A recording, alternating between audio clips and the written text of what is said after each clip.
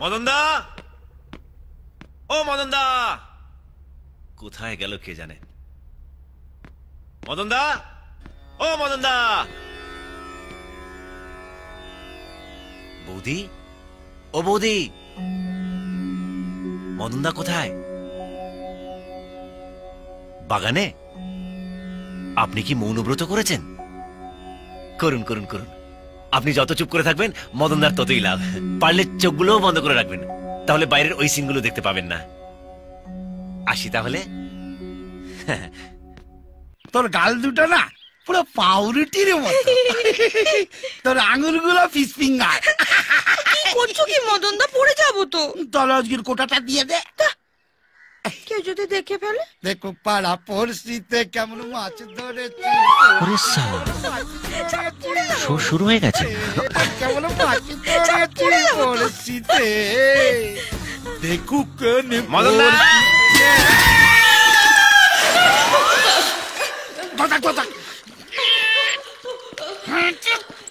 ও মদনদা, কুয়োতে কিছু পড়লো নাকি? বালতি পড়েছে, বালতি পড়েছে। কই দেখি। বালতি দেখার কি আছে? বালতি আগে কখনো দেখনি? দেখনি? পৌলুমি কোথায়? পৌলুমিকে পাবে না, যাও। আরে যাচ্ছি, এত খ্যাক খ্যাক করছে কেন? যাও তো। মদনদা, টেনে তোলো না। কাঁদছি তো আমি, ক্রেন নাকি?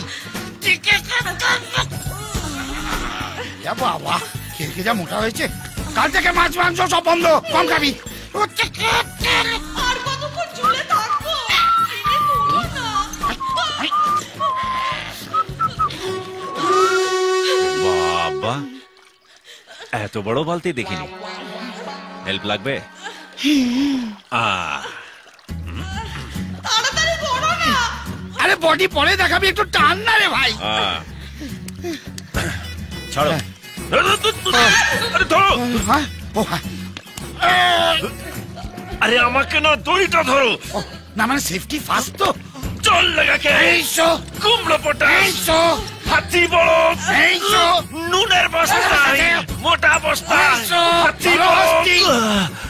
কি হলো? ওরে বাবা, আরে থামলে কেন? ওজন করেছে রে ভাই। ওরে চলে ভাই আমার।